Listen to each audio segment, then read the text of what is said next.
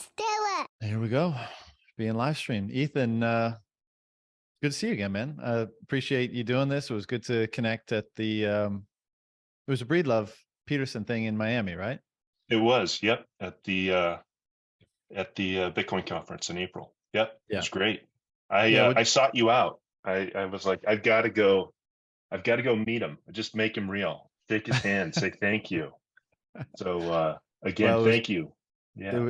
it was great. Well, I appreciate you coming up and saying that. It was great to meet you as well. And what'd you think of the event that night, the discussion between Rob and Peterson? I thought it was a good discussion.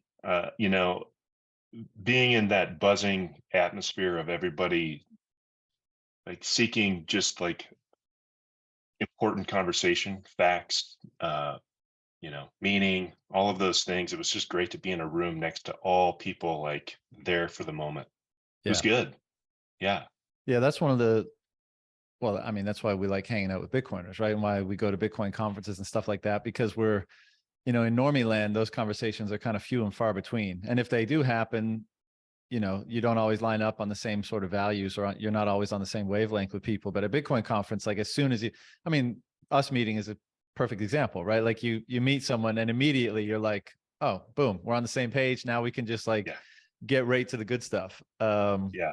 And so that's what makes those occasions so special and stuff like that. And then particularly in something like that, where I guess even more concentrated than the conference itself, like anyone who wound up at that event was probably very much interested in those so-called deeper conversations around meaning and value and truth and all that kind of stuff. Yeah, it was filtered for sure. Mm-hmm. Yeah. Yeah. No, that was an amazing conference. I know you speak about this and other people have heard about it, but the ability for, what was it, 25,000 people to be all Something like that, together, yeah. and I didn't see a single person having a temper tantrum in a line, or like having a difficult time. Everybody was just going about their business with a smile on their face, and accepting of what the experience was. It Yeah. was And if you really did, it cool. was probably one of those crypto people that were there. Yeah, for sure. For sure. Sorry, had to. Yeah. Yeah, no, I agree. And it's again, that's what makes it so special. I mean, when I come home from those sorts of things, I mean, there is, and many people report this, there's kind of a sense of withdrawal, right? Because you're overwhelmed with like good vibes almost. Like everyone you meet is just, and everyone's so different. That's what's kind of beautiful about it too. It's like people, they look different, they come from different backgrounds, they have, different experiences and different histories and stuff like that. But again, I keep harping on, I think one of the reasons why there's people jive so well is just we've been attracted by this thing in Bitcoin that seems to have such apparent values imbued into it. And by virtue of our being attracted by it, like we must either already appreciate or have elevated those values in our own lives, or this thing has caused us to elevate those values. It's kind of proven the value of those values out into the world and in intersubjective space. And because of that, I mean, it's just when we're all collected together in the same place, I mean, I think we are so collected because of how much we've come to value those things. And so it's unsurprising that we would, relationships would develop so quickly in that context, because, as we all know, lining up on values is probably the prime determinant of the strength or depth of any given relationship. Like you can share preferences, and there's obviously a connection between values and preferences, but I would say the far more determinant metric of the strength of a relationship is aligned values, not necessarily aligned preferences. Yep, I agree. And I think that there's something about boiling them down. Those values are not like, out of a list of 100. They're actually quite simple. They're not all that varied. And I got to share that experience with my wife, and it was really cool for us both to just get in that vibe, in that essence of in that many people, and go like, oh my God, this is really the potential of this feels really good. Yeah, humanity's ability to be with one another with smiles on our faces. Yeah, It was cool. and so genuine too, because I'm sure we've all been in other scenarios, whether it's like fancy dinners or other conferences or stuff like that, where everyone is on the same page, again, by virtue of being at like a conference that has some relevance to people, whether it's like a professional conference of some kind or whatever. But I don't know, in my experience, all those other things I've been to, like you can have a good time and a fun time and have good relationships, but everyone's wearing a bit more of a mask. Like everyone's putting on a bit more of a front, let's say. And one of the hallmarks that I love so much about this space, it seems, is that everyone seems willing, and again, maybe inspired by this, the truth that Bitcoin represents, to just be what it is they are at the time we're in, and let that, be sincere, be genuine. And with a recognition that everyone is obviously imperfect, so everyone's kind of on a process of refining who they are. But I think that's what makes it all the more endearing, is that there's so little bullshit and facade and fakeness and so-called fiat everywhere. It's just people showing up as themselves because they believe or agree in the value of what this thing contains and what it might, and the results of that value, what this thing has the capacity to produce in our own lives and in the world. And that just, and I'm sure for more reasons than that, causes people to just show up as they are and be humble and try to learn, try to connect, try to contribute in some way. Totally. I think maybe that mask that you're describing is part of the comparative analysis that we have to one another. Where it's like, who are they? Who are they in relation to me? At those other events, where at the Bitcoin conference, it's who are you? Not who are you compared to me, but I want to know about you. That's just my interest. And then who am I? Oh, let me tell you about myself. Where at other events, I think that there's a comparative analysis going on between ourselves. It's like, how do I stack up against you? Am I successful next to you? How am I going to measure you or judge you? Things like that. I think that gets stripped away a little bit. Or Totally. it And was for me. yeah.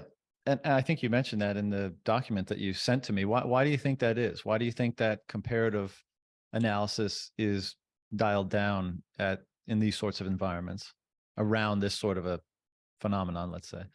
Yeah. Well, I guess if I think about it, it's because, one, we've already started to align some of our values and ideals, right? We already sort of, the first filters there where we're like, hey, we're all here. And we're at a Bitcoin conference. And we have interest because Bitcoin has truth, freedom, sovereignty, a lot of different values associated with it.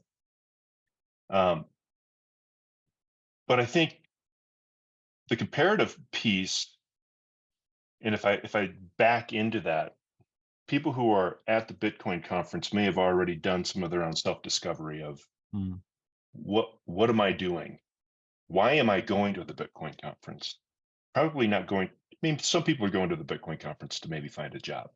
Yeah. But I think other people are going to a Bitcoin conference to continue their education, to continue their desire to seek information, to find out more. And the fiat piece, which is the paradigm I think that you're talking about of the difference, is that in the comparative analysis to fiat, we're caught in that mouse wheel of what is success. And success is measured oftentimes in wealth. And so what is wealth? Well, wealth is it cars or houses or uh, uh, you know, a C title or an E title? Sort of where am I stacked on the measure of comparative analysis within a hierarchy of measures, right? Are you a doctor? Are you a lawyer? Whatever, a title. And I think if we are able to get to the point of dropping comparative analysis, as opposed to me versus whoever, we get into the essence of who I am, who we are, what do I want to do? I don't know if I care if you've got X amount of dollars in the bank or that you've got some sort of a professional success, because it's what do I do? How do I want to show up? How do I want to continue to provide value for not only myself, but then others? that I think we get into the root of like how we want to live our life. Mhm.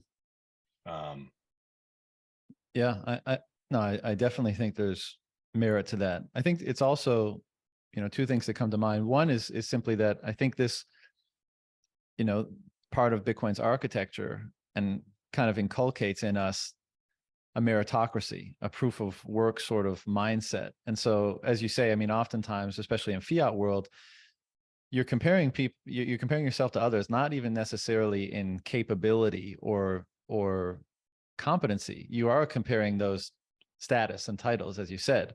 And I think a culture around a meritocracy, around value for value, around proving your capacity for work or your talent or your skill set or your work ethic or whatever, probably becomes more of a concern than the appeals to authority, right? The status, the titles, the what have you. And I think another aspect of why people show up in that way, kind of as themselves, genuine. And again, I mean, I'm always painting with broad brushstrokes here. There's a bunch of douchebags in every place, and no one's perfect, sure. and we all put on some sort of a facade, I guess. But I also think it's kind of one of the natural responses to truth, because if something genuinely is true, you can't negotiate with it, right? It's like you are the one that has to change. You have no influence on it in a sense. And so the reason why I think that's relevant here is because I think that instills a type of humility. It's like, oh, okay, like, and as a result of that humility, or part of humility, I guess, is admitting who and what you are, or and representing that, and not attempting to represent something other than that. And again, I'm sure there's many more factors than that, but even that alone, I think, would be very conducive to um, interesting conversations, kind of respectful relation, facilitating respectful, open dialogue and relationships. And this is what you see in these places. All that is on full display. The respect, the mutual interest, the shared values, the shared humility, the shared mission. That's obviously another one. Like, everyone is kind of focused on in the same direction, both for how they can benefit in their own lives, but how that also translates into a more broad benefit for everyone who chooses to avail of this. And so you mix all that together, and that's why these places kind of become just big love fests, basically, because there's just so much alignment that it just becomes like, look, great, we've removed all the bullshit. Now let's get down to brass tacks. Let's talk about whatever technical pursuit you're stuck on or interested in, or whatever philosophical or personal issue, like whatever. Let's hit the good stuff, and we can do away with the fiat distractions, basically, that we've become Yep. used to. Yep. No, I agree. I think the piece on truth is where it's like one of the big levers, because like you stated, you're not going to change the truth. And the introspection and the clarity when people start to observe truth, I think it starts to drop a lot of the false narratives that we've been chasing or knowing or aligned with, Mm, where we go, I'm not sure that that's really important to me. Hmm. I'm not sure I really want to act that way, even though like I have been doing that. These mm. truths that we're sort of seeking and finding, and then dropping them, we start to get even closer to truth. And What I that don't know is. if any, yeah, I don't know if anybody ever gets to like tabula rasa. It's all clean and clear, and you're like, okay, here's truth. What Right. now? Um, Well, I think but that's I do that's think that. sorry, go ahead. Go ahead. There you I go. was just going to say, I do think that that's where uh, some of this meritocracy starts to show up, because you get to the point where the clarity, the comparative analysis drops off, and then you are there and you say, what do I want? How Hmm. can I show up? How can I do, uh, what do I want to do here with this clarity, Hmm. without anything else? Then what's my merit? Then what's my value? What do I want? um, Man, that gets really interesting. Yeah. Yeah, well, you're in a better position to assess both your own value, like what it is about yourself that's valuable, and how you might be able to refine that, and then to see value out in the world more clearly. And then I guess part of the mission is to have them converge in some way, or close the gap between them in some way. And that is basically the creation of value. And you mentioned wealth also, and it's an interesting question. Like, Yeah. how should we define or understand or construe wealth in this emerging, in how we're reconceptualizing value? And that's, you know, I, that's a tough one. I mean, I think it's obviously not numbers in a bank account, although that's obviously important because that facilitates, things in your life. But maybe it's just as simple as like having more abundant access to the things from which you derive the greatest meaning. And maybe it's as simple as that. And that can be a cabin in the woods with your loved one and a dog, and that, you could not have more wealth than that. Or that could mean, I don't know, however you derive meaning from things. Maybe that's like your ability to do that is a better definition of wealth. Yeah, the thing that comes to my mind is wealth is probably determined or measured through our most scarce asset, which is our own personal time. And so if we're choosing to spend our time well, we're then being the most wealthy to ourselves, because it's how we want to be in this scarce piece of the rest of our life. It's finite. And if we're living it where it's fulfilled, maybe purposeful, aligned with your value, maybe filled with joy, maybe filled with action, and not comparative, like outside of yourself, but knowing like, this is my moment, this is me right here, right now, what I want. I'm doing these things because this is how I want to choose to spend my time. Mm. That to me feels wealthy. So maybe it's something like, well, access to meaning per unit of time, something like that.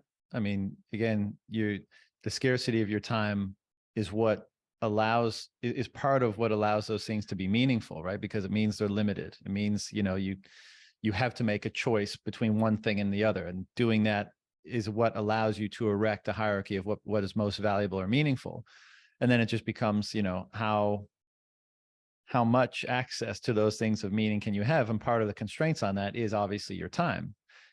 But it is interesting, and I think there's maybe some truth to that.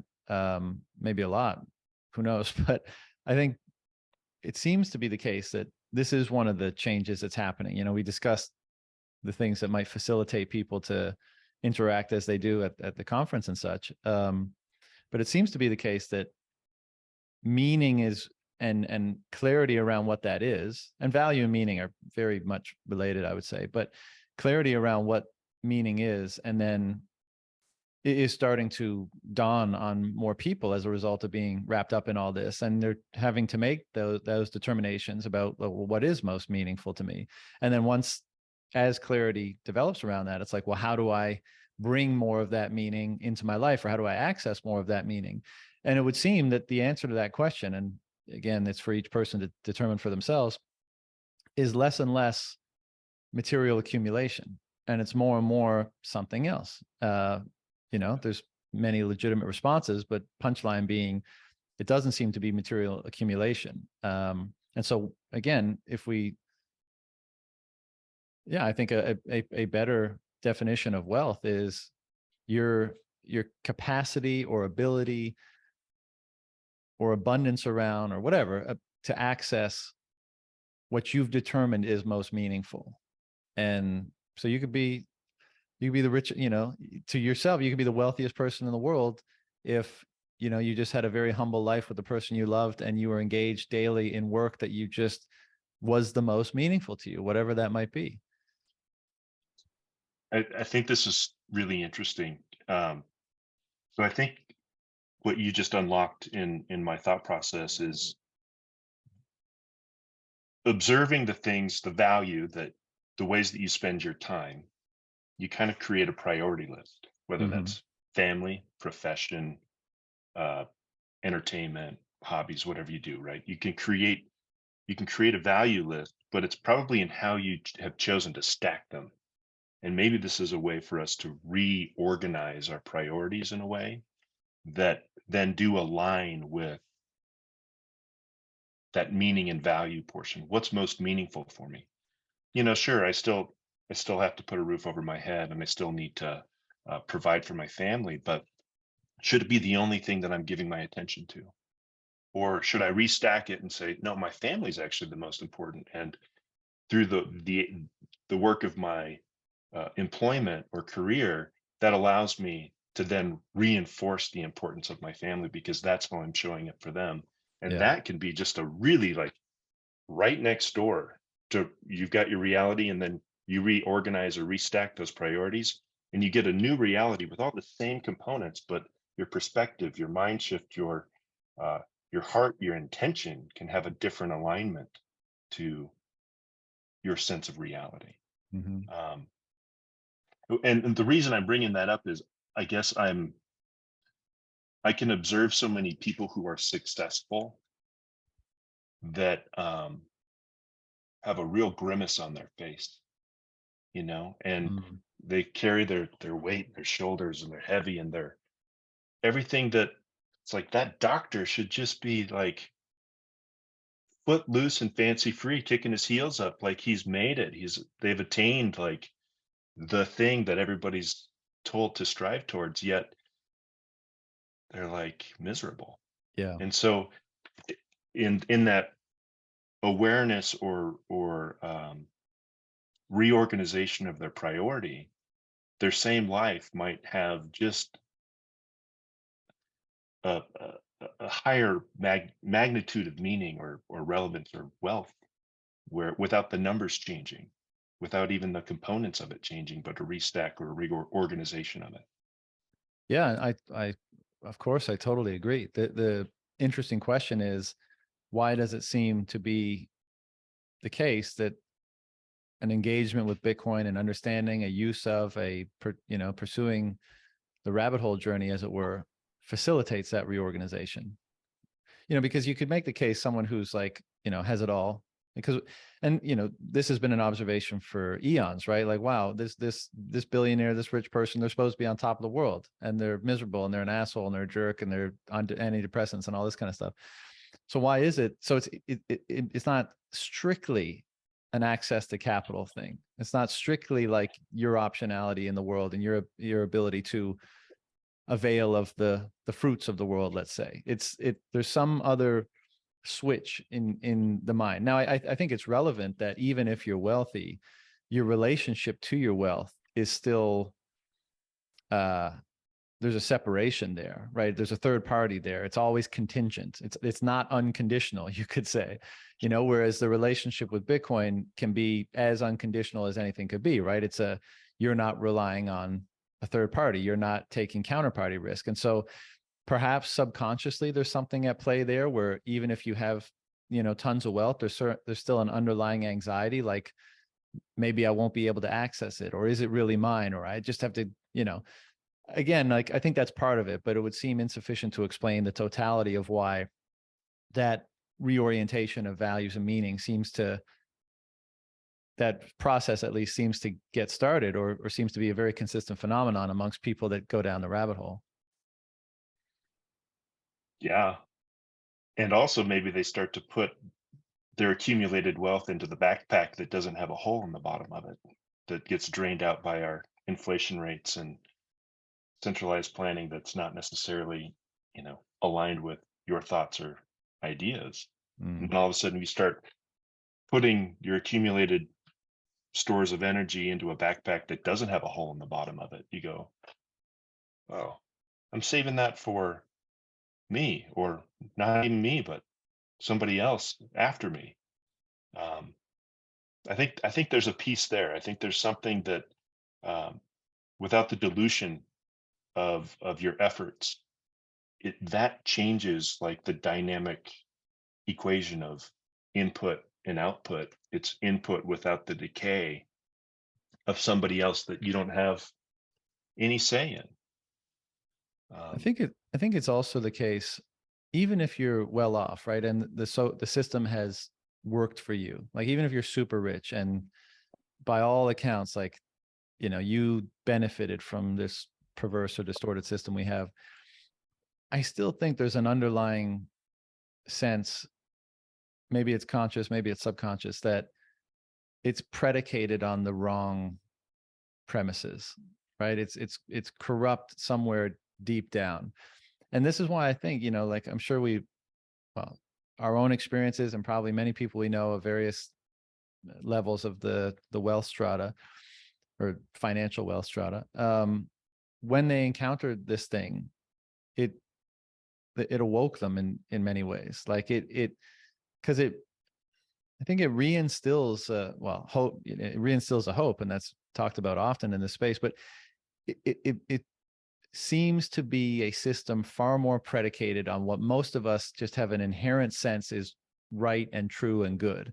And when you get that, you're like, that's when that vision for the future just begins to explode on the horizon. And I can't help but think that that's, no matter where no matter what your status is, that's causes a tremendous sense of invigoration. Because like, let's say you game the shitty system and you won, and there's obviously, you take some satisfaction or benefit in that.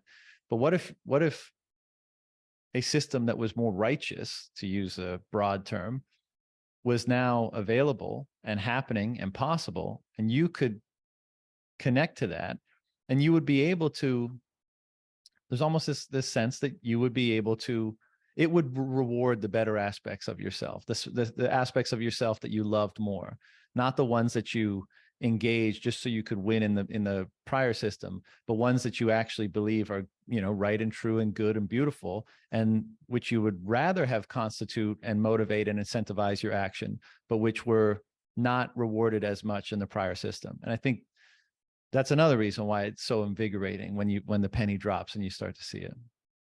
Totally.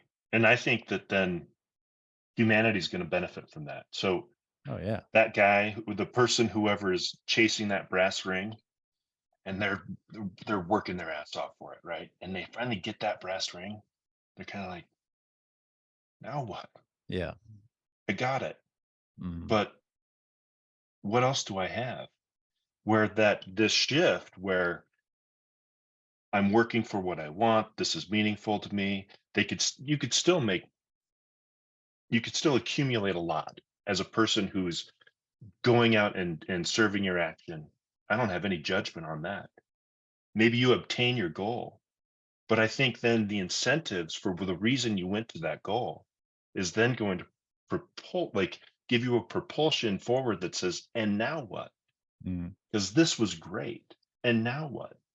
Where if I'm to, I guess, cast judgment back to our current situation, you capture that brass ring and it's like, okay, now we got to go find the other steam to move it forward, to do it again. But Mhm. is it worth it for me? Yeah. Who It's else is almost, going to benefit? yeah, I think you get, maybe once you climb to the top of that mountain or ladder or whatever the proper metaphor is, you realize that you were climbing the wrong ladder. And I think I'm not sure if tragedy is the right word, but one of the things that I think is somewhat unfortunate is that most people, because they're placed in, and like I say this all the time, I want to be clear that no, regardless of circumstance, it's my view that no one is ever, it's never wise to abdicate your responsibility for anything, right? Like everyone's in different circumstances. The best you can do is the best you can do with the tools you have and the circumstances you're in. And that is always the best approach.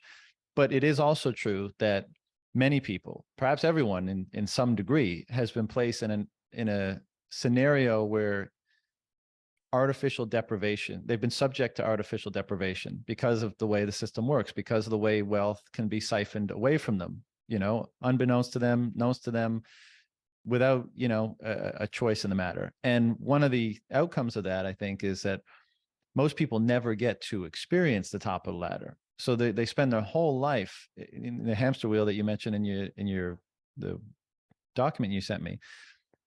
They stay on that their whole life, supposing that what, that carrot that's dangling at the top of it is worthwhile. And, it just keeps them striving and striving and striving for that. And they never get the chance to realize, oh, that was the wrong carrot, the wrong ladder. Like I was pursuing the wrong thing. And I think this is also why, a lot of very wealthy people are oftentimes not the happiest people, not the most fulfilled people, is because they are the ones that get to the top of the ladder and they have that realization. They're like, oh, this is not as fulfilling, this is not as meaningful as I was told or promised or as I thought it was going to be. And then, there's a bit of a crisis moment where you have to, like, you're confronted with that reorientation of value internally, and you're like, well, what is the thing that's fulfilling? And, maybe in some instances that kind of crisis moment destroys people because they can't answer that question. They can't fill in the blank, and it goes down a road of depression and substance abuse and medication and that kind of stuff.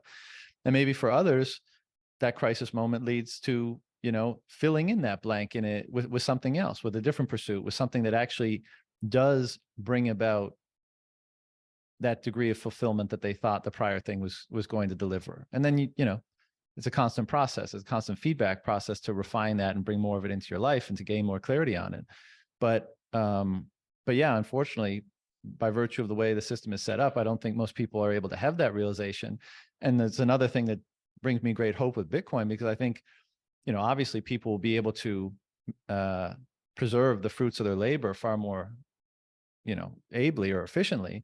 And I think, over the generations, a greater, more secure foundation will be built up within families, so, effectively more money will be able to be passed down through generations of families. And there will be issues that we have to contend with that as well. It'll be a new circumstance, and we won't be fully adapted to it. But I do think it'll allow more people to have that realization in advance of it being at the end of their life, basically. Like they'll be able to realize that simply material abundance or access to material abundance is not what delivers the most fulfilling experience of consciousness or experience of being a human being. And hopefully that means they'll be able to, earlier in their life or in their process or journey, be able to confront those larger questions about from what they might derive that fulfillment, or how they might generate that fulfillment that is more, well, fulfilling and satisfying and meaningful than the strict, material abundance goal. Totally. I 100% agree. I feel like that mouse wheel, the fiat mouse wheel, or the ladder that you're climbing to get to the carrot, I think people can feel duped. It's like, wait, this was it? I was always told, even as a young person, like, this is what you're supposed to do, but I'm not getting the thing that was told that would associate with that or come along with it. And I think that when people either feel duped or notice that they're maybe pursuing in the wrong direction, it's going to take work. And that's kind of this proof of work alignment with Bitcoin as well, where it's like, okay, not only do I need to step outside of what I thought it would just send me in the right direction, now I need to actually question it. And I have to ask myself the hard questions. What's meaningful to me? What do I want to do? Do I want to continue doing this? Answer could be yes, answer could be no, but you have to ask the question. And oftentimes we don't have enough time or space, or we don't even create the relationships to have those conversations, to gain feedback, or even just to sit with the question. We're too fastly moving on the wheel to stop and observe or ask. Yeah. But man, there's huge potential if we do. And I believe that this paradigm shift, this system change, is an opportunity for people to gain the ability to ask this question, to lay the gauntlet down, to like take the comparative analysis away and go, what is it that I want? Yeah. And it's terrifying. I'll bet it's terrifying. Yeah. I've been working for 40 years or whatever it is. It's like, you want me just to drop it? What do you mean? Yeah, totally. I mean, change is always hard, but certainly change on that level, such consequential change, the change that literally motivates all the actions you take, how you exchange your limited time and energy resources for what you get back in life. The type of change that changes that is definitely a tough one. And I would say that most people probably reject it. It's too uncomfortable. It's like, look, you may have some, there may be some validity to what you're saying, but I found a groove. It's comfortable. It's known.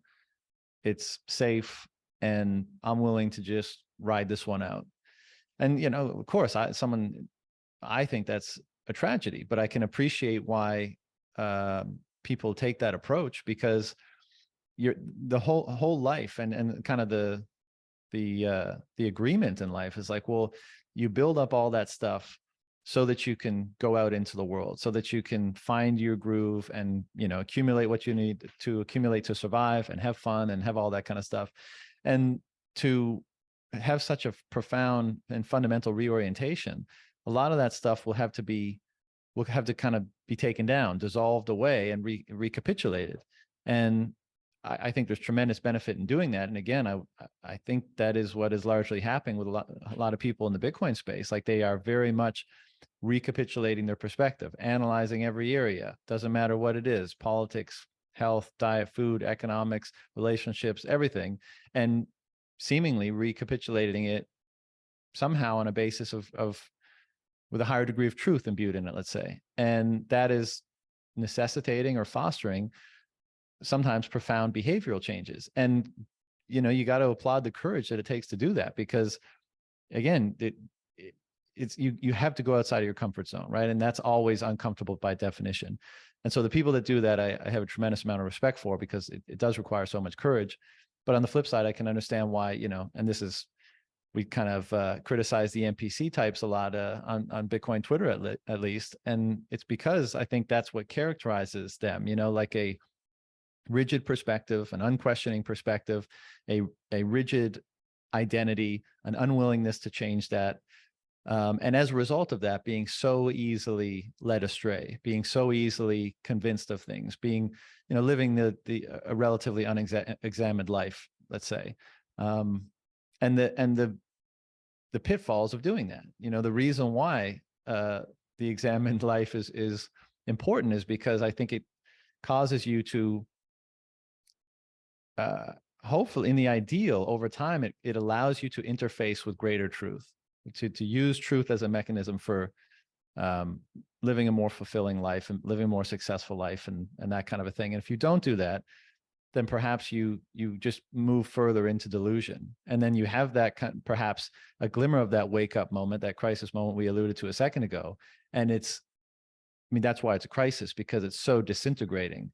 It's so Right. disruptive to your perspective, because you've walked so far down one path, or let's say the wrong path. And this is kind of bringing that to your awareness or your attention, and it can be extremely unsettling. Yep. No, I agree. I think I'm going to push back a little bit on, people that have sort of taken the system that they're in. They're doing their job, they're doing what they were told, and they're just happy with it. I'm going to question if it's truly happiness, or if they're just coping with it in other ways. So, Well, um, sure. I think the amount of substance abuse, drug use, the mental health sort of statistics that are out there are sort of telling us a different story as well. Mm-hmm. Um, where people can say, "No, I'm okay. I've got a good job, and I just don't know why I'm just so fucking miserable in the rest of my life." Yeah. And I think that that's what also leads to that crisis event of dissolving what's next to you, or what's been in front of you. But I don't know. I think that there's more virus in kind of our existing society than we want to accept, or acknowledge. And um, the reason I say that is, and I didn't do like a super huge deep dive, but looking at some of the mental health statistics, like, they're growing. they're increasing every single year, and to the point of like 1 in 5 American adults have a depression issue, and you're like, that's pretty telling. There's Mm, something going on here. mhm, Um, and if that's continuing to increase, we as Bitcoiners are, know what inflation does. If that continues to inflate like that, like it's gonna implode. yeah. We're gonna lose our capacities. We're gonna and you know whether that's giving over our sovereignty, maybe that's giving over our desire, maybe that's just we lose passion, Mm, but then we're also killing ourselves, and we're numbing ourselves out for an existence that is beautiful if we so choose and make it so. mhm. um, Yeah, I couldn't agree more. And I would just say that, we always look for, whether it's hyper Bitcoinization, the collapse of fiat, any sort of, we tend to think of things in terms of like the watershed moment, like when the yeah, collapse happens, when the boom happens, when whatever. But the truth is everything is always in flux, right? So I would say, and I'm sure you would agree, like it's been imploding for a long time, and as you say, these problems they become so normalized, not only because they're so prevalent, but because they are created by the very system of normalization itself. And so, as Jeff often says regarding money, it's hard to assess or fix a system with the thinking with thinking from within the same system. And I would say that applies broadly to, culture, broadly speaking, today. And so all these issues that you just mentioned, and it's interesting in the document you sent, I mean, I shouldn't smile when I say it's interesting, but you said like the inflation and the depression statistics is like it's increasing by 2.6% a year or something like that. And what do you, at least the formerly official inflation rate was target, about, yeah, the yeah, target was about the same. And as we all know, there's definitely a correlation between the disintegration and the breakdown of markets and society and culture, and the breakdown of the money.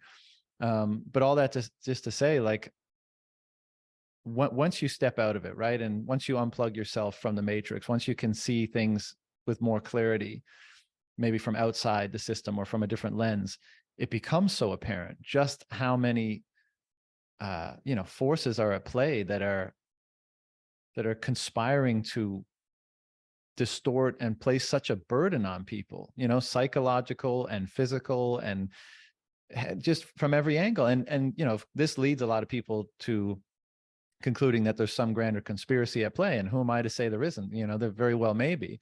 But I do think this is more of an emergent perversion that causes every aspect of the system to be perverted in a particular way. And then, the people who are able to, who have the moral flexibility, let's say, or have the greed or have the apathy or whatever, to succeed in that kind of perverted system, rise to the top. And those very attributes just put fuel on the fire. They just make it worse. They help perpetuate it. And and again, I mean, I've said this before, and it seems like an odd thing to say because we live in what seemingly such a technologically advanced time where we have, conveniences everywhere and everything's at our fingertips and life has never been easier. But I genuinely think we'll look back at this era, especially from the perspective of a hyper Bitcoinized world, as being basically a profound dark age. Just because of, as you said, I mean, so many people suffer in silence in the manner that you just said. Work that, is soul destroying, that they hate, mental health issues, often medicated, often using various substances to relieve the pressure or just to get through or that kind of thing. And if it's not substances, it's food. And if it's not food, it's entertainment. If it's not entertainment, it's just general apathy towards everything. And we could go on down the list. And imagine what it would be like if all of that were dramatically improved. Let's say it'll never be resolved. There's always going to be room for those things to creep in. But if they were dramatically improved, I mean, how would the material world look different? How would culture look different? How much more capacity and time would people have to investigate those things that they derive more meaning from, to pursue their own actualization, to pursue greater fulfillment? Like all those things would be that circumstance would be such a stark contrast from what we have today. And it very much seems like a lot of that has to do with the nature and the attributes of the mechanism that we use to transfer, store, and communicate value, energy, time, let's say, and the institutions and the structures of various kinds, corporate, public, private, all that kind of stuff, that emerge on top of those attributes, that emerge as a result of those attributes. And so when we change them, i.e. when we fix the money, how many of those things will be resolved and to what degree? And I think the answer is most of them, a lot. And Yep. then we can start to heal, to use a bit of like, woo-woo language, but then we can start to rebuild from a stronger foundation, and we can ask those deeper questions, and the answers to those deeper questions will be imbued into our actions, to the culture we see, to the society, to markets. And then, well, then we're really off to the races. But one of the things I was going to ask you earlier, it's like, we tend to think, even from this fucked up vantage point of the distorted world we have and all the problems, we all tend, I think we all share kind of like a similar vision of the at least midterm future, right? Like technology will continue exploring the stars, base on Mars, base on the moon, self-driving cars, AI, this whole thing. But what we're talking about is a fairly profound reorientation of both the values that, our clarity around our values, how they instigate or convey meaning to us, and then how our behavior is modified to pursue those things. And so if we're suggesting that, a Bitcoin foundation dramatically changes those things in a lot of people, how might our conception and the one that we ultimately pursue, the future that we ultimately pursue, change as a result of our shifting of that hierarchy of values internally to perhaps elevate the intangible, elevate relationships and intangible things of value, and demote material wealth, material value, material innovation? I don't know the answer, but it's one I've been thinking about a lot, because it seems like it's something we probably won't explicitly confront it. It'll just naturally occur, as so many things do. But it's interesting to consider what changes that those might occur in that context. This is the reason I answered your tweet. This is the question that I want to riff on and wrestle with you. It's like, what are those changes? Mm. And just to jump back for 1 second, everything that you described about our current situation is we're in an abusive relationship, and we just aren't willing to leave it, is Mm. really what our current financial system, and that's broken down into our culture as well. It really feels that way. We're just not willing to leave it. It's safe for us to stay because we know how to manage it. Stockholm We know syndrome what sort that of is. thing. It's totally Stockholm syndrome. Yeah. Yeah.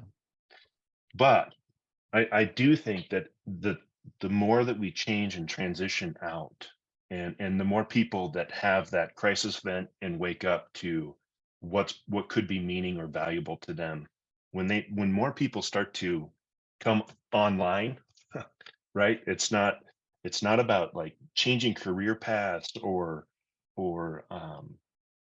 totally reinventing who you are, but coming online within yourself about what's important to you. Mm. I think that is where those cultural, societal, personal changes occur. Um, and I think that those intangibles that you were speaking about are going to influence all of the other aspects, the many other buckets, which we can get into. But relationship wise, I think if people started to spend more time together with meaningful content in their conversations, or even the valuable time that we have limited resource of, we choose to spend it with other people who are providing value back to us. um, I'll speak to some personal experience, which is, um, I have we call ourselves, we're a tribe, or we're a brotherhood of men that spend a few hours together every single week, that um, we're accountable to one another, we have eyes on one another, we're interested in bettering each other, and then also setting intentions and goals for ourselves, that then our lives freaking advance. Mm, And I think that so many other people need that in their life as well, but they haven't stacked that as a priority mhm, in their matrix of time to say, I'm going to do something for myself, which also serves other people, which then just has this sort of, waterfall effect. It continues to propagate in other aspects of our life. So I think that there becomes a relationship piece with not only yourself, your spouse. uh, you start to extend it into friendships, into meaningful, purposeful communities and groups. But that all takes intention too. But then that time spent, which is, sharpening your sword. It's gaining clarity when you get up to like your tabula rasa moment, and you're like, okay, where am I headed? Where do I want to go? Where do I choose to seek my exchange of value and life force? Then that's where I think it starts to influence the rest of society, and children start to go, that dude's got a smile on his face, he's got pep in his step, he's helping that guy out, he's successful at making this trinket or whatever it is. Man, that's really cool. How did he do that? mhm. And then maybe it's conversation, and maybe it's then, you know mentorship and other Yeah. things that step into. And it's not mentorship in as an apprentice to learn how to make the trinket. It's an apprenticeship on seeking the desire within ourselves on, what do you want to do? Mhm, Who do you want to be? What feels good to you as an exchange between one another? mhm. Does it feel good to Does it feel good to get vulnerable and share something with a group or a person, and then have them reflect back to you a reflection that is meaningful and then helps you renegotiate your choice going forward? Like, that's a really great exchange of high value with vulnerability and a lot of intention. That's getting brave. That's getting brave to step out of, you don't do that, you need to be tough or strong, or you could just be quiet about that and you'll figure it out on your own. Mhm. All those sorts of things, where I think we're there now. That's what people do now, where the change would be more accountability for one another, more looking out for each other's best interests, more seeking ways to you see a problem and you're going to find a solution for it, as Mhm. opposed to seeing a problem and it's not my problem. Or I don't have the Man, I just time to be involved in it, or, whatever. exactly, exactly. You know, um even something as simple as, and again, like once you really think about it, you're like, wow, you see how many things influence things to produce the circumstance that we currently have, right? Almost nothing has one single causative factor, right? Usually it's innumerable probably. But even, as you were saying all that, I was thinking about the role of elders in our society today. And I think, what is it today? It's put a diaper on them, put them in a nursing home, there's someone else's problem, get someone else to take care of them, keep them on life support until they die, then have a funeral, shed a few tears, onto the next thing. And yeah. it sounds emotionless and horrible, but that's kind of how it's characterized. And then you think about other cultures in the past who perhaps, placed less emphasis on productivity, material accumulation, whatever it might be, and placed more emphasis on the accrued wisdom attained by a life lived, let's say, and the respect thusly ascribed to the people who have it, which would be the elders, right? And again, like, there's going to be lots of different ways to approach this thing, but I do think that in an environment where people have less artificial time scarcity, so they have more time on their hands, they existed within a culture that is not so is not distracting away from these concerns, is more focused on identifying things of greatest value and helping to channel resources toward those ends, toward both greater clarity around those things and how to manifest their products in the world, let's say, to create. We will re-elevate perhaps that aspect of the culture, and we'll probably have stronger nuclear families once again. There'll be less single parent homes.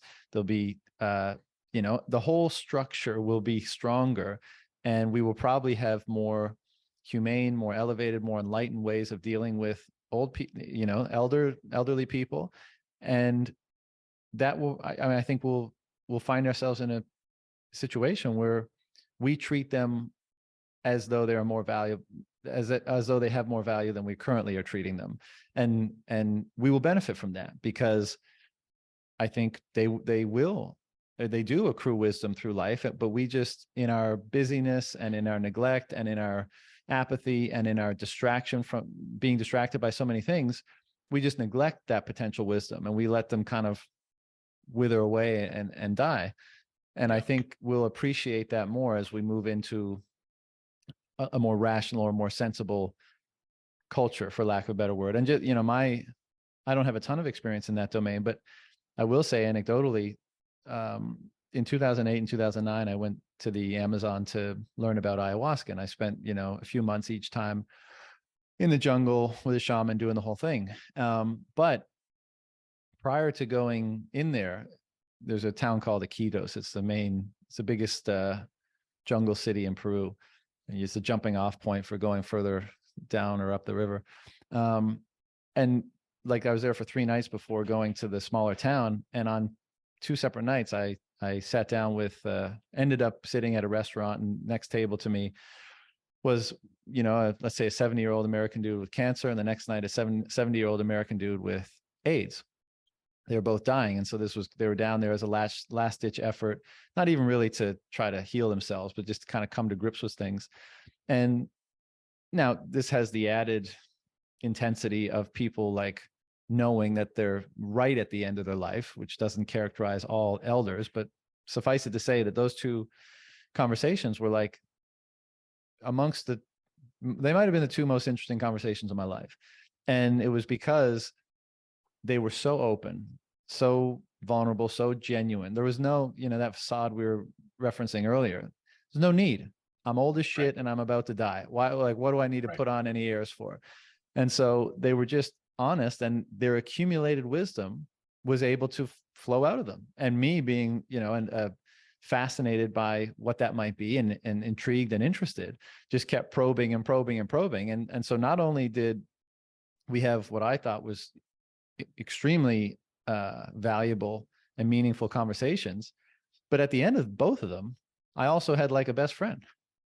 It's like that, because that's what happens when you're honest and you're open and you're forthcoming and you're sincere and you're talking about the things that are most meaningful. You can't help but become close with a person after that. And so I think that approach to elders and their capacity to serve that role in families and in society more broadly will be reappreciated, re-elevated, and hopefully more common in, this Bitcoin future that we often dream of. And I totally agree. And not so much about focused on the elders, but if we just boiled it down to the essence of honoring life, because you want those elders to die with a quality of life that's high. Right. Yeah. As opposed to, hey, I spend $10,000 a month and you're in the best care facility, but you're alone and it's not so great. So I totally agree.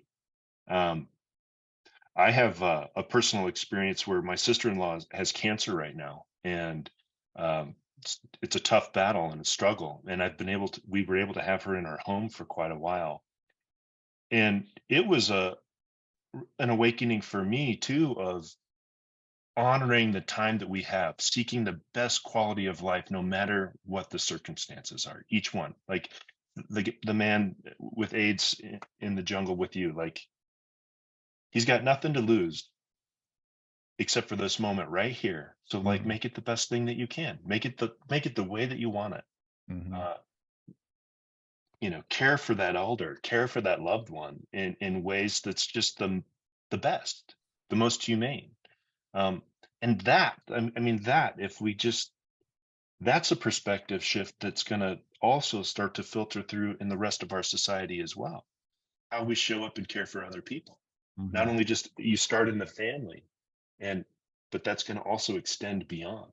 Yeah. Um, yeah, You it's know, potent and and and and powerful. pursuing this idea of greater clarity around what's most valuable or meaningful. I mean, I think that's why those conversations and that role in society is so important, because, you're young, you're uninformed, you're full of hormones, you're just like carpe diem, right? Go get the world. And you got nothing but Right. time, energy, and enthusiasm. But it's those people, and in the extreme, your sister-in-law, that the guys that I was speaking with, like, value just comes right into focus when you're in their, now I shouldn't say value, because value is very context dependent, but what is most important, what is broadly more meaningful, I think comes into focus in those instances. Because, as they often say, you can't take it with you, right? So they're clearly not focused upon the meaning or the importance of their cars, their home, the things they've accumulated. Like, in those moments, it just narrows right down. It's like, what's most important to me?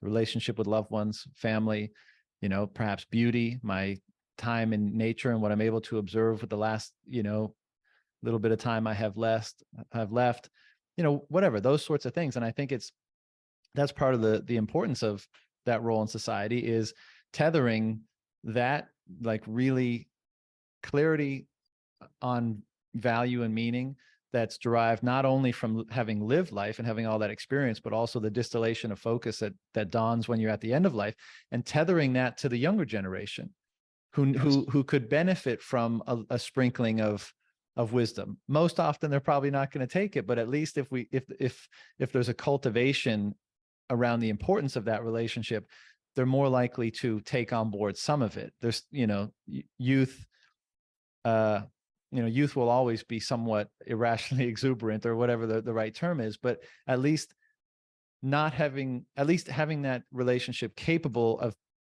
of being had, and not have it not be present for reasons of the family has been broken down, society is disintegrated, you know, time and financial and energetic scarcity, has made it impossible. Like, resolving all those things, so at least there's a line of communication between the wisdom of the elder generation and the potential and capacity of the younger generation. Even if the conversation occurs and they don't pay attention to it for 10 or 15 years of their life, later on they go, "Oh, I remember Right. that conversation." Mm-hmm. And also, it was important for me to have that conversation. Then when they're older, they're going to have it with their grandchildren and the younger youth as well, to bestow all of that wisdom forward. Mm-hmm. Um, yeah, it's interesting. I think of, we work in cycles. A lot of people point to cycle theories. Um, and maybe a lot of that is related to our verbal storytelling that decays, and we lose the stories that were important from the lessons learned from our elders. Then their importance fell off because we were focused in other areas. And then we have to learn the same lessons over and over and over again. Mm-hmm. How great would it be if we start to build those stepping stones on top of lessons learned and not have to repeat them? I mean, Yeah. that's, Do you think that's do you think that's what's going to happen if Bitcoin prevails? yeah, I mean, if I close my eyes and I really think about it, you look way downfield and you go through generations of that truth, where people care for one another with a humility and deep reverence. I think that it does evolve and continually improve. I don't think that it's a reset back to square one. I really do. I think that would be true. Maybe I'm idealistic.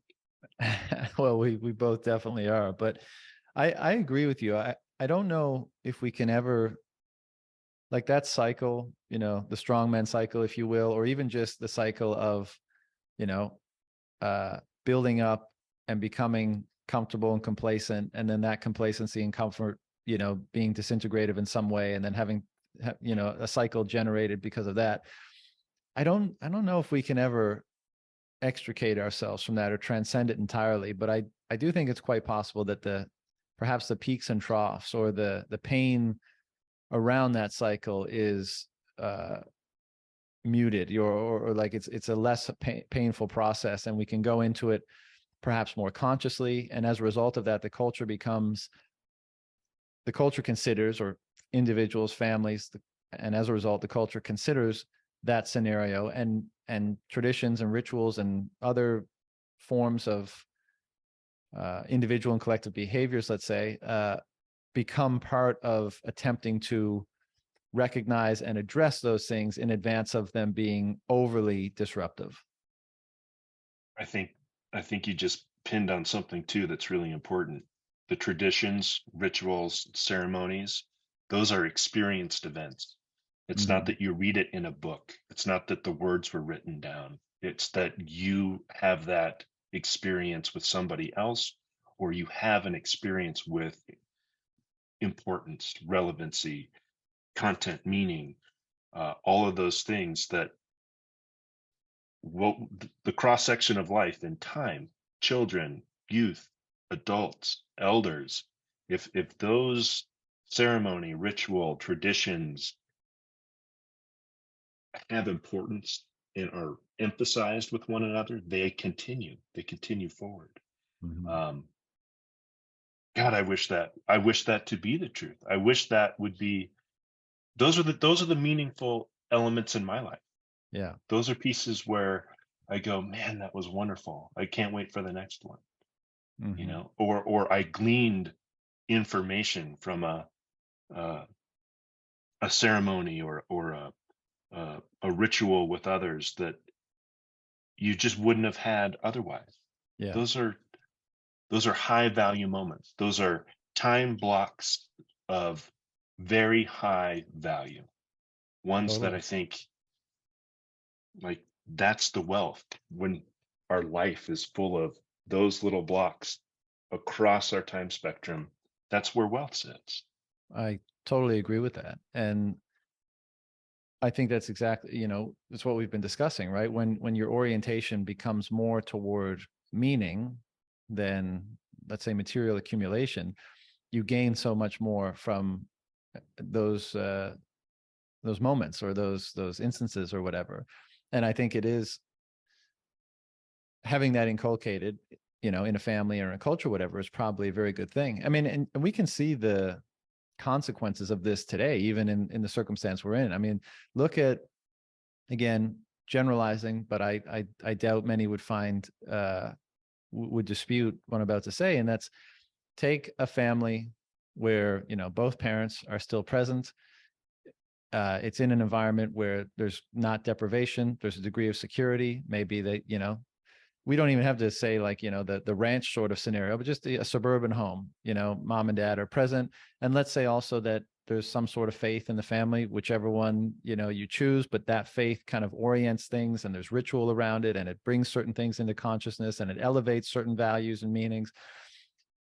Compare, the happiness, compare the stability, compare the fulfillment, compare what the individuals in that circumstance, perhaps the children, pursue, and compare it to a family where there's one parent, where there's artificial deprivation, where there's no kind of totem of meaning, there's nothing orienting, there's no system of value and meaning to, if not even attached to, but to consider, to consider and to explore. If none of that is present, well, what is the outcome in terms of the happiness and success and the fulfillment of the child in those homes? And I would say, I don't have the study in front of me. I don't know if it's been done. Probably pretty obvious what the outcome would be, right? The better outcomes would be in the former, and the worse in the latter. And so I think in this future that we're hopefully moving into, those attributes of the former example that we would deem to be beneficial are just going to be more prevalent, more accessible, more elevated, more important. And it's hard to think that won't produce more well-adjusted, integrated, stable, value or meaning oriented human beings. Yep. We're finding presence and joy in probably each moment. How beautiful is that? Ideally. Again, Yeah. we're a bunch Yeah. of romantic idealists here, but yeah. Well, yeah, I guess without it being idealized, I can say from my personal experience, I didn't have to change my life all that much. Bitcoin was an avenue to start to discover other truths, Right. which started to change the happiness, the experience of joy within me. My time um, wasn't so much for others. My time was spent now for how I want to be useful to others. I wasn't giving over myself. I then was deciding how I was going to show up. Minor perspectival change, but life changing, Mm. happiness changing, probably health and well-being changing. All the Right. things that are firing in my body are doing it differently without, you know, stress or whatever it was. I mean, Every cell has that's a awakened, as it were. yeah, yeah, it's an incredible When did that happen for transformation. you? So I'm like many other people. I showed up for the prophets and I'm staying for the prophecy, it's like, but when you back up, it makes sense because, I was on the wheel and I'm like, where do I put some of this money where that's going to do better? And then, okay, I put my money in that. What is it? Okay, look, wow, what is this? Holy shit, look at this. And that was a lot of the discovery. There's a few things that sort of coincide with that moment for me, and that was 2017. That's also when I started to do a little bit more work on myself, where I started to, whether this is just coincidental in time frame or not, it's when I started to uh, invest in myself, sought out some men's work. Uh, Again, that relationship sort of opportunity that then started to give me more introspection and also an avenue out just from Mm. beyond myself. As you're a businessman and you need, every relationship is professional. To get out of every relationship as professional into relationships have some meaning in addition to the ability to be professional. That just again elevated my human experience. Um, it showed me a truth. So then I saw other truths, which, you see the Bitcoin truth, and there's financial pieces, and there's the centralization, and there's all the things that occur. But then those those aspects and elements were also illuminating that there's other parts of my emotional life, my physical life that have truths as well, ones that we should desire to continue to invest in. Mhm. So yeah, it turned out of profit focused, and then it's like, holy shit, this is going to change the world. Yeah. Um, Go ahead. well, I was just going to say, then I did the family thing where, I'm the crazy guy at the party talking about Bitcoin all the time and how here's the change, we're going to change all the world. And it's really interesting. I've got And you one had to family that's adjust that all in. strategy after a Oh while. yeah, no, I've stepped back. I've got to really just sit back, smile, and let it roll. Yeah, I think that's the best approach. I don't try to orange pill anyone anymore, really. I mean, I express my view on things and I put it out there for the world to see, and whoever is interested can scoop it up, and if not, that's fine too. But I feel like Right. maybe I had a bit of training on that of not. I mean, don't get me wrong. Like when the penny really dropped for Bitcoin, I certainly for people close in my life, it's not even that I was always trying to pitch them. It's just like, any conversation that has to do with anything really, right? Like Yeah, fixing anything, a problem in society, like whatever. My contribution would be like, that there's a money problem here, Bitcoin kind of fixes this one too, right? And after a while, it's just like, that's the expected response. But I feel like I was somewhat, prepped for that in when I first started investigating psychedelics, which I guess was in like, I don't know, 2006 or 7 or something like that. It was revelatory as well. Like the fact that that experience was available to human consciousness, and I had no idea. No one had ever said it. I'd never, been educated about it. Nothing.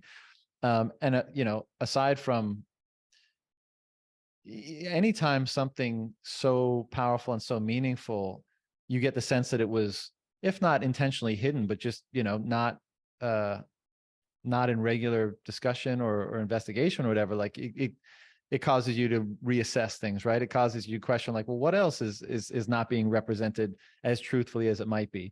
But the reason why I bring it up is because then I would go to the parties and be the guy that like grabs people by the collar and put them up against the kitchen counter and be like, do you fucking realize what's available? What kind of experience is available? And of course, after doing that a couple of times, you realize that is not a very persuasive approach. So I modified the approach then to, never bring it up. But if people ask me where I've been, where I traveled to, if anyone, has questions about it, I'm happy to give my perspective and have that discussion, but not in a preachy, pitchy, persuasive sort of way. And I think that in conjunction with simply pursuing your own development that you think is most likely to, net the most happy, fulfilling, meaningful life for yourself, nothing is a greater pitch than that. Nothing is more persuasive than that, because everybody wants those things and everyone's looking for those things. Very few people want to be told those things. People want to discern them for themselves, even though they'll go to all sorts of different sources to try to get insight on it, but they don't want to be told.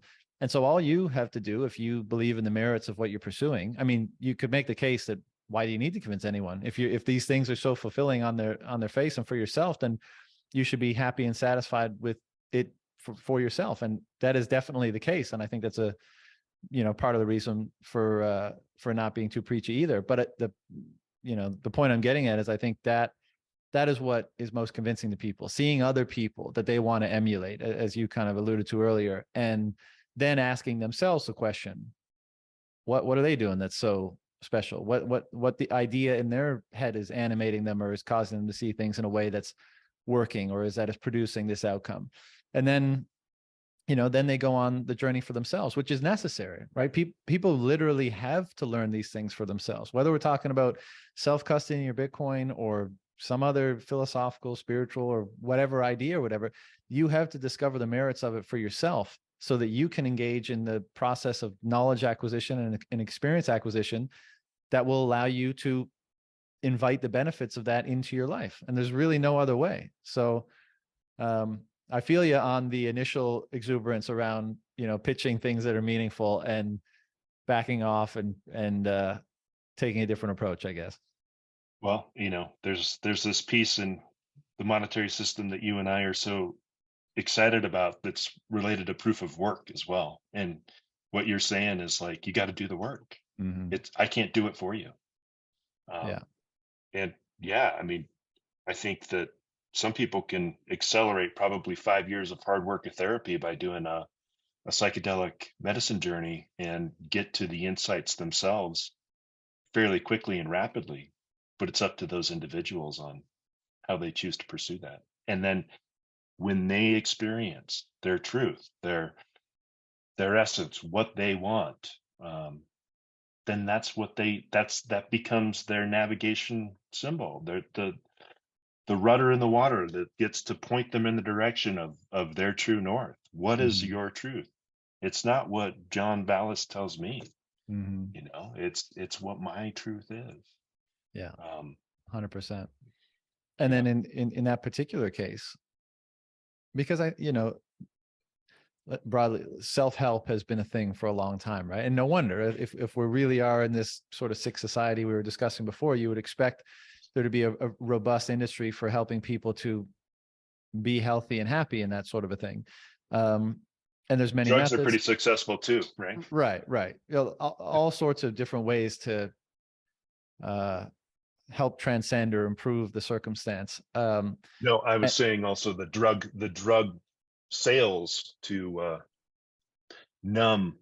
Oh yeah, no, but that's what I mean. So whether you're helping it in a, let's say, a healthy way by pursuing self-help books and whatever wisdom they have in them, or you're covering it up with drugs and alcohol, or, like we said before, there's many approaches people take. But I think what's interesting is that now, because whether you pursued psychedelics or spirituality or Stoic philosophy or whatever, they all have a certain degree of application, of course. Like, like we said at the beginning, you can't abdicate responsibility for your own experience and that kind of stuff.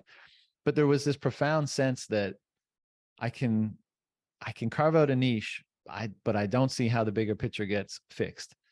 Like, and my faith was always, well, we could have a different world tomorrow if everyone just decided to act differently. Like, if everyone was always honest and everyone held themselves to that standard, we wouldn't need Bitcoin, right? Because everyone is dedicated to always being honest. But at scale, it would seem that is an unrealistic expectation.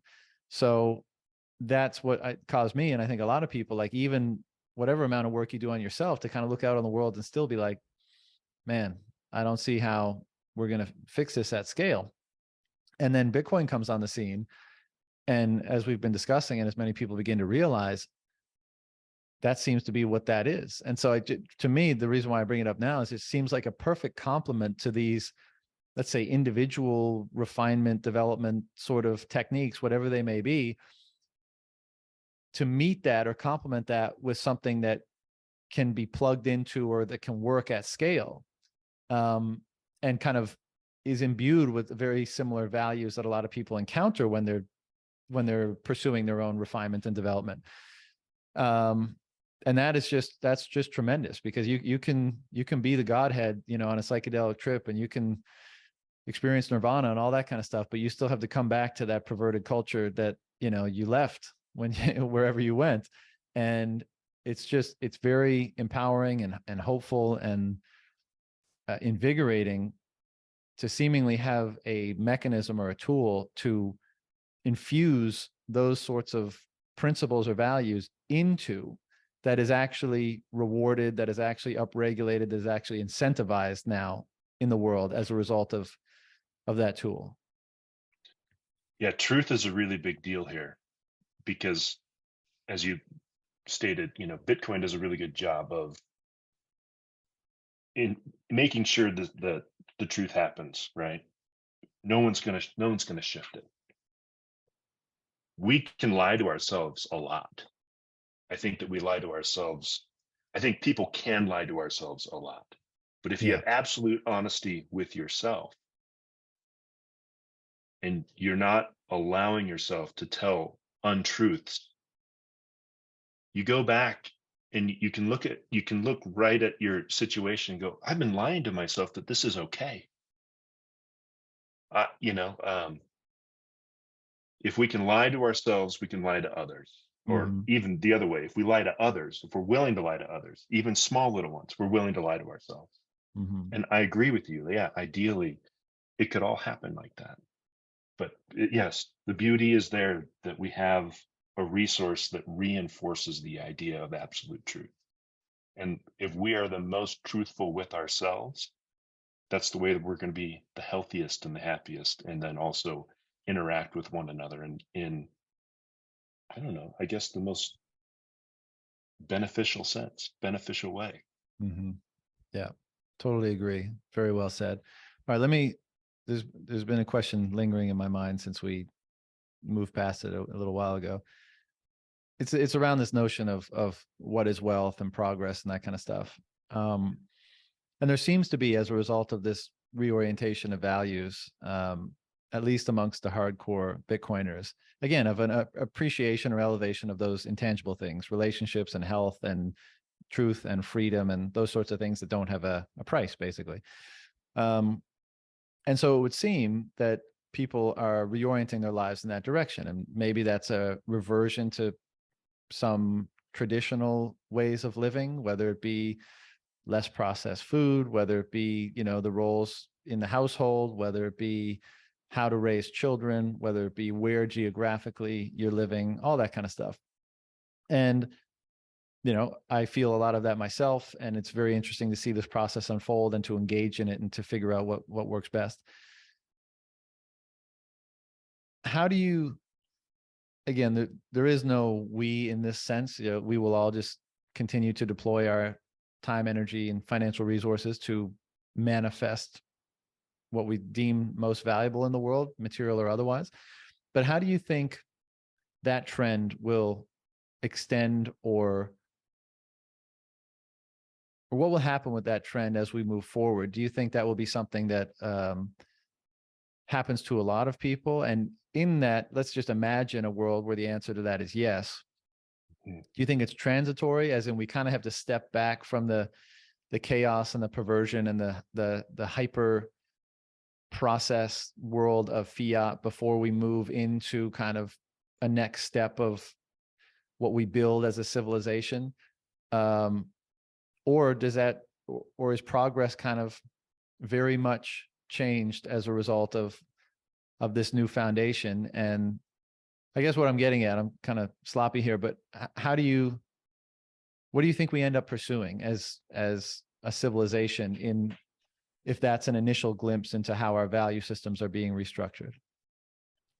Yeah, so if I want to be really pithy about it, I would say it's less things, but are of higher value to us. And Right. so I think that, so I think, yes, the transition will occur and will take some time.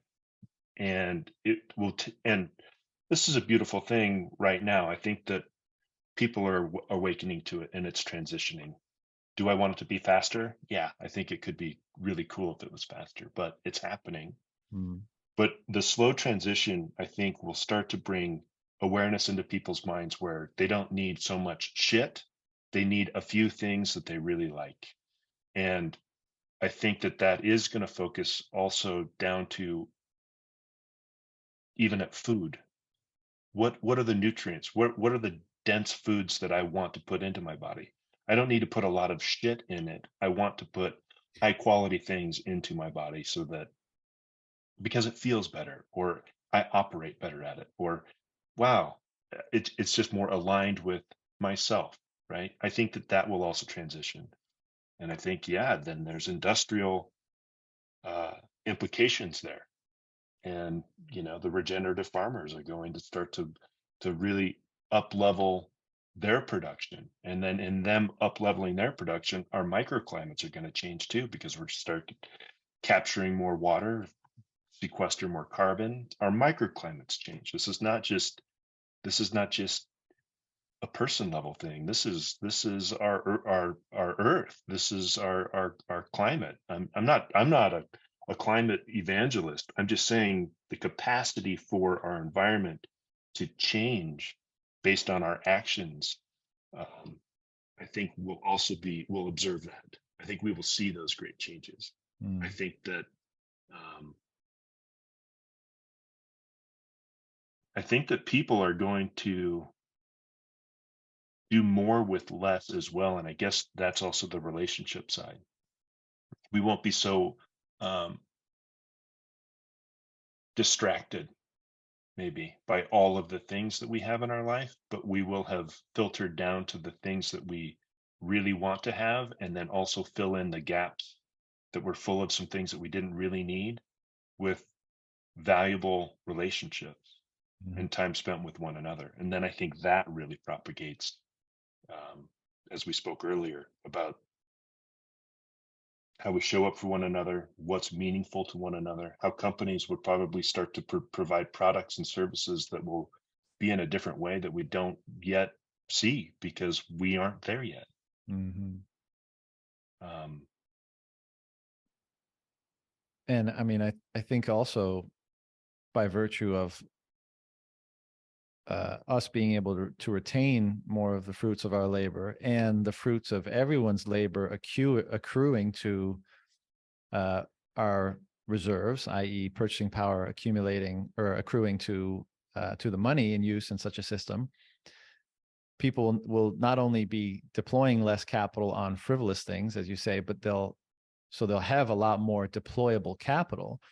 And then the really juicy question is like, well, what does it really get deployed on? And I agree with you in principle, like it will be deployed on things of much greater value than, all the stuff that gets produced today with a very low so-called hurdle rate.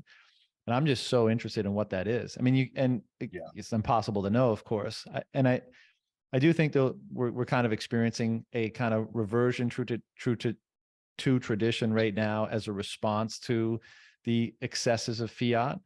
And that's kind of like, that's step one. And then there'll be a stepping, another step forward out of that. In what way or what direction, I don't know. But even just think of something like, think about our knowledge base globally. And of course, I say we're in a dark age, but it must be recognized that with the advent of the internet and communications technology and the advancement of science and all that kind of stuff, we certainly are able to accrue and transmit knowledge on a scale that and information on a scale we never have before.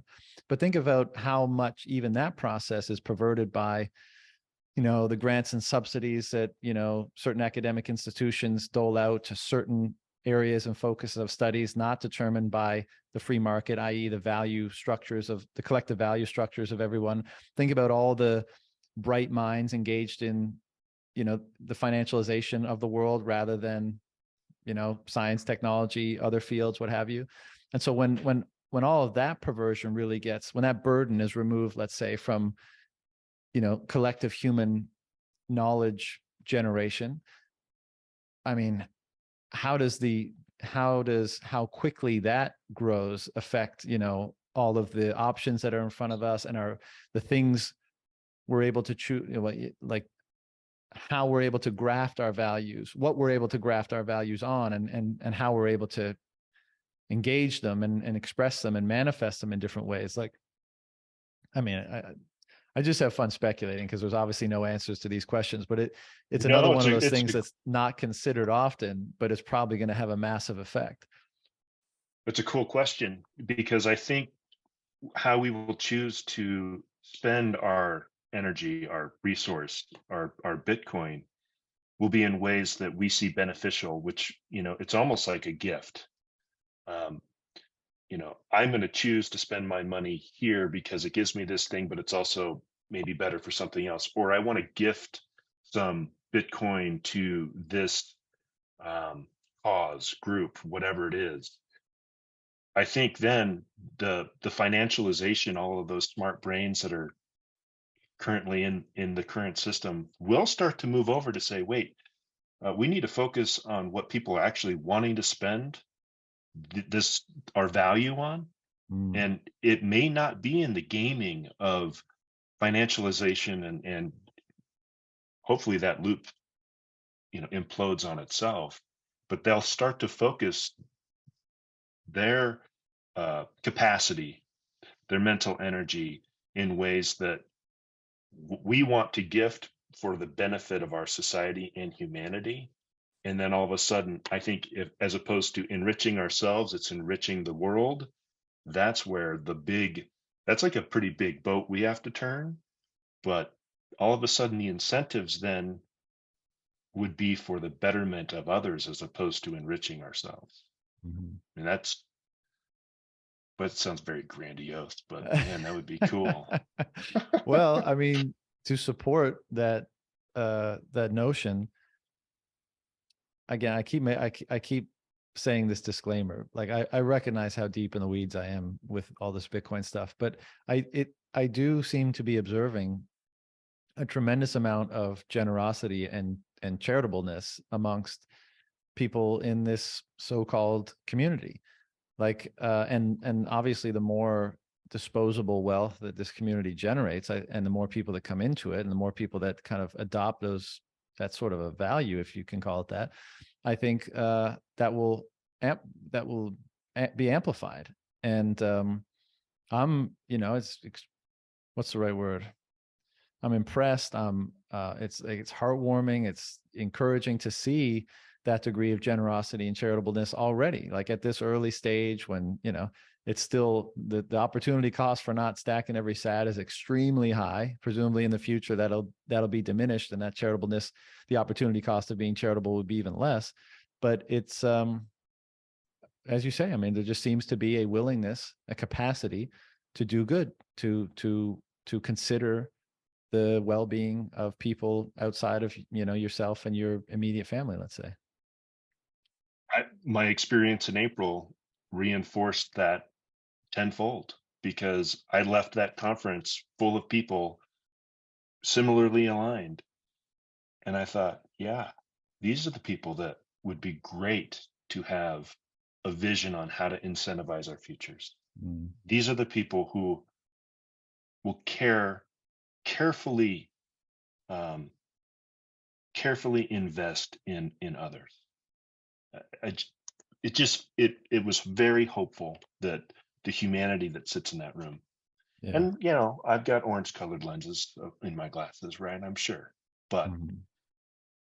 I don't know. Comparatively to other experiences, it was potent. There's something going on, something in Something the going water. on here. Something going on Uh, here.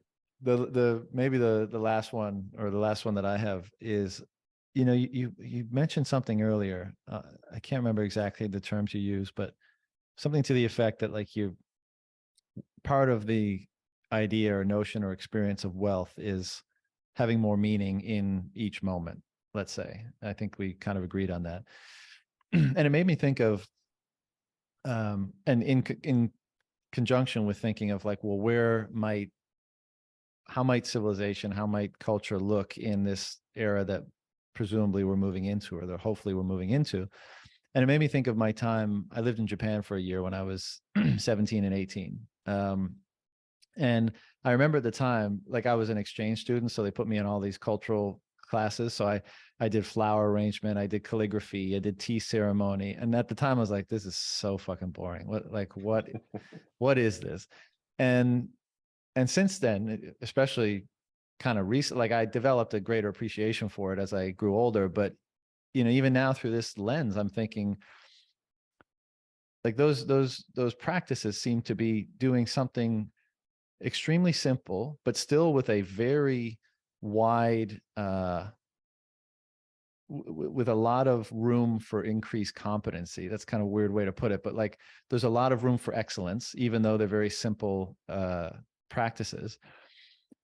But I don't think they would, and they're kind of, they're so rich with meaning, I guess, is what I'm trying to get at. And the people who engage in them, and who really engage in them, I think, experience that.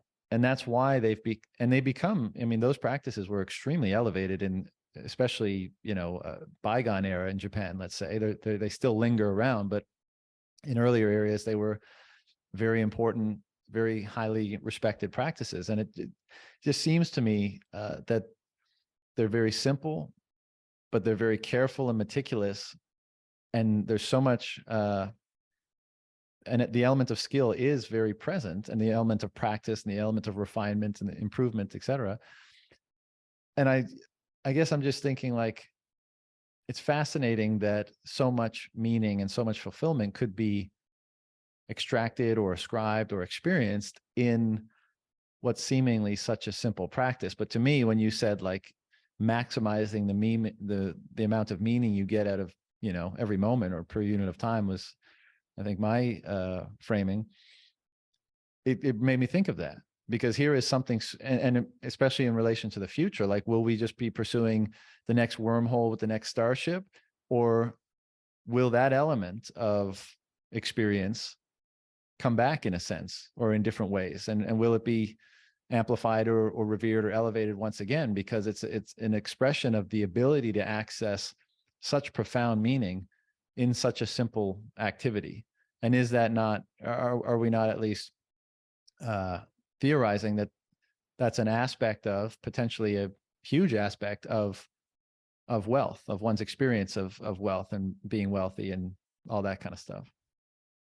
Well, I think you didn't use this word, but everything I heard you describe was intention, because it was what I'm doing this thing and I'm really focused on it, and I'm making it. The intention I'm putting into whatever it was, the calligraphy or the flowers, but your intention is being placed in something. And I Mm. think that that's extremely potent. And I think that that's actually a magical experience of being a human, is our ability to focus our intention to say, this is what I want to do right here, right now, put my energy into this.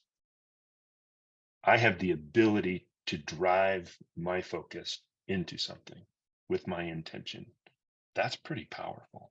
Mm, It's pretty amazing if you get aware, if you're aware of it too. right. You can intentfully also just kind of, throw your feet up and not care and zone out.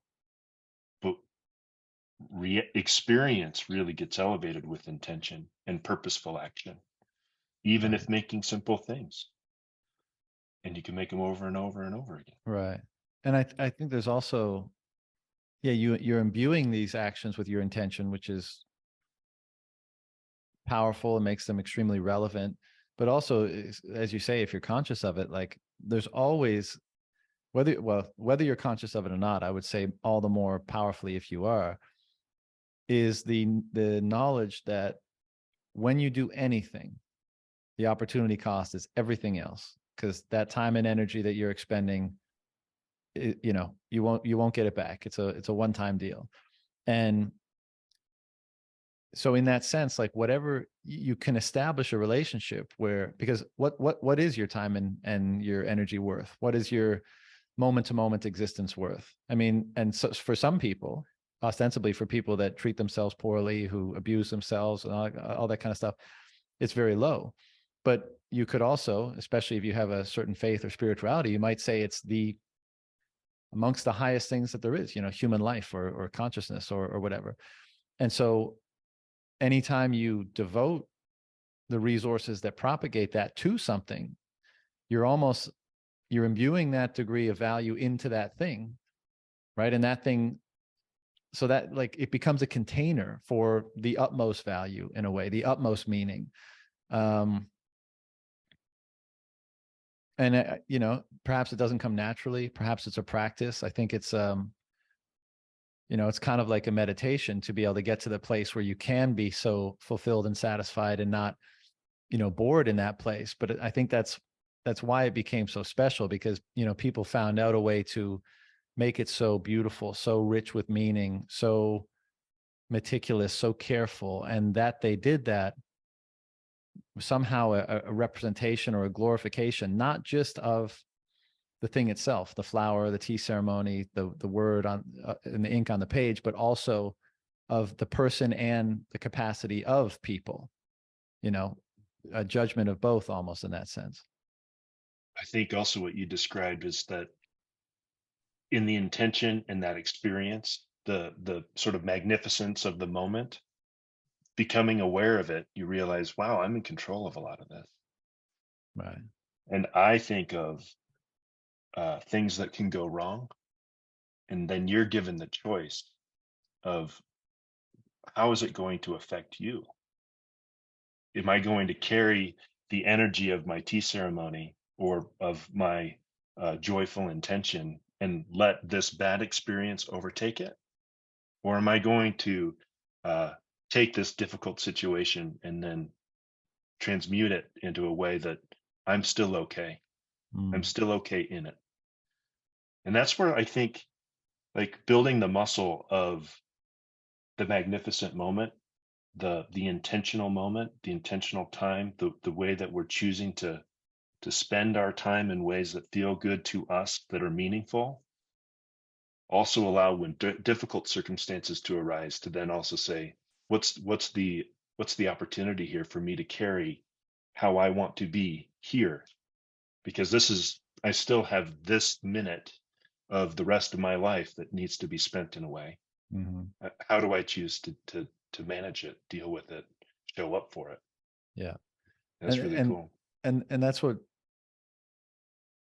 such an interesting question for me, is like, will our future with this potentially changing orientation, will we reintegrate those sorts of approaches or practices into our life? And what seems like a waste of time now, or what seems like a simple unproductive act, perhaps, by virtue of all the stuff you just mentioned, all the different components that are wrapped up in it, and the beauty that it represents as a result, perhaps, will it be seen as a far more valid use of time in the future as it did back then? Because I think one of the assessing history is always difficult, because you kind of look at history through your own time period, and all the different biases and the stuff of the current era.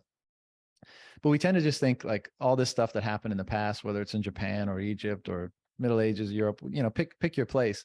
It's always, very often we describe a culture in terms of its technological advancement. And we say like, well, they weren't doing these things because they weren't sufficiently technologically advanced, and they were doing these things because that was the only technology they had available to them. But I do sometimes wonder, like, if you have a culture, I'm not suggesting it was ancient Japan, but let's just say a hypothetical culture which engaged in those things like that, and they did so because they found them to be the most meaningful or the most valuable ways of existing, ways of spending time, their limited time. And as a result, that value hierarchy or value system didn't prioritize rapid iteration of innovation or advancement, because what could be derived from that was seen as being less valuable than what could be derived from these types of practices. And I can easily see that being the case, why we might look at a culture now and say, wow, they were in the dark ages, or they were undeveloped for so long, when from their perspective it might have been, no, like we could have innovated more, we could have done more, we could have pursued certain lines of innovation, but we ended up devoting our time to these things because we felt they were more valuable, more important, more meaningful. And perhaps one of the, we're discussing potential the factors that necessitate or that produce the current circumstance we're in. Again, many, I'm sure, but maybe one of them has just simply been an overzealous infatuation or an over indexing for simply material differentiation, material innovation, material development, material accumulation, at the expense of other things that we might have devoted our time and ingenuity towards, and attention, and all the other things that our consciousness is capable of, at the expense of those things, and what they might have produced had our orientation been somewhat different. Had we not been so focused on material innovation, and had we been focused on, well, the other end of the spectrum, for lack of a better term, spiritual innovation, which there are obviously several ancient cultures and societies that seem to have been far more oriented on that end of the spectrum than the material. Yeah, I think we have some unlearning to do, John. I think, I think there's some things that we have to think, we've been reinforced, but maybe we need to unlearn that those things that we were chasing were maybe not aligned with our greatest incentives. Yeah. Yeah, I get really curious about other cultures. I personally really align with, the Native American church, the ways that the indigenous were able to live and chose to live. And it's not, I'm not saying that we're going to live like indigenous people again, but I think that the decisions that the indigenous made in how they lived with one another and gifted with one another and connected into the seasons and the land and the animals that fed them is really profound. A I lot of think that wisdom there. there's a lot of wisdom. And if we step back into some of the conversation we had about elders, the elders were the wise ones that also bestowed the wisdom into that culture. Um, you know, and I find it beautiful. I find it something that I revere. I find it as something that seems rich with meaning, I guess, because Mm-hmm. I see that it's interpersonal relationship um, and care for one another. And, there's lots of stories about the brutality and the wars between um, different nations. But at the same time, that was also the excitement of life, which also added all of those elements into their existence as well. And, I, yeah, again, I think that that's a beautiful experience. I think that um, there's some unlearning for us to do to maybe pick up some of those forgotten ways of being.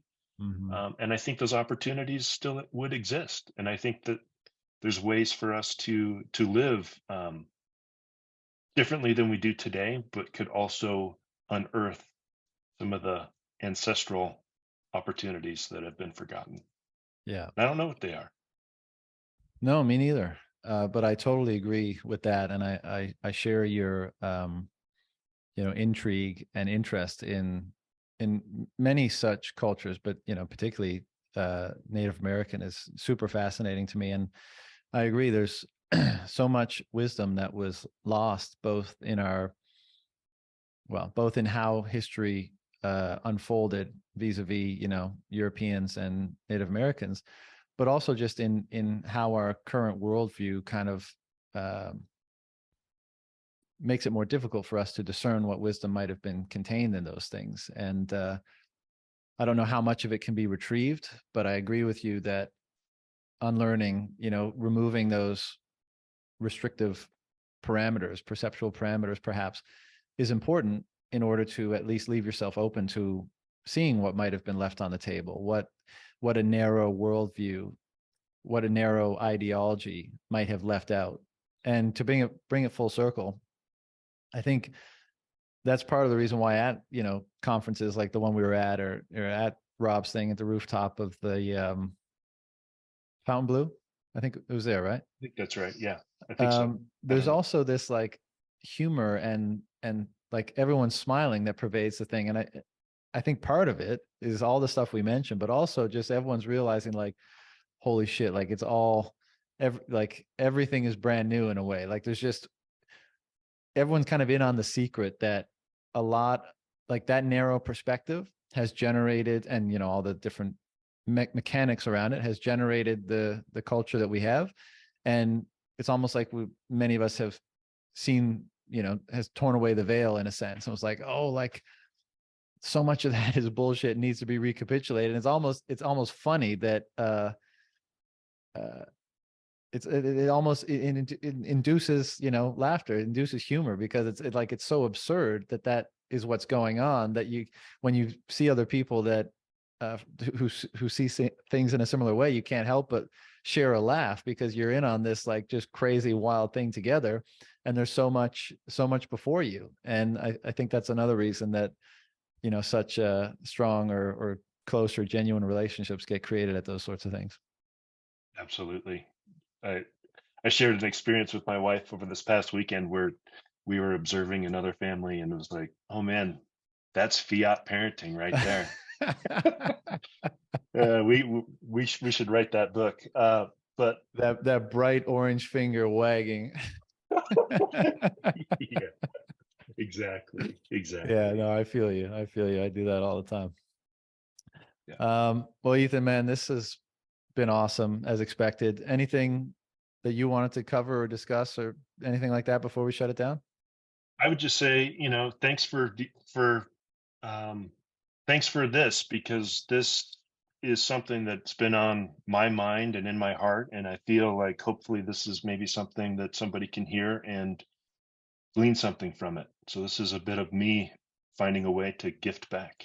Yeah. So Well, thank I you. appreciate it. And I appreciate you being open about it and willing to have a conversation like this. And we'll have to do it again sometime. I don't know. Are you going to be in Miami for the next one? We don't currently have plans for it, but maybe. Yeah, Yeah. I'd like to find some time and our meat suits to hang out. Yeah. Well, either in meat suits over beer, or another one like this sometime. We'll definitely get together and further the Yeah, discussion.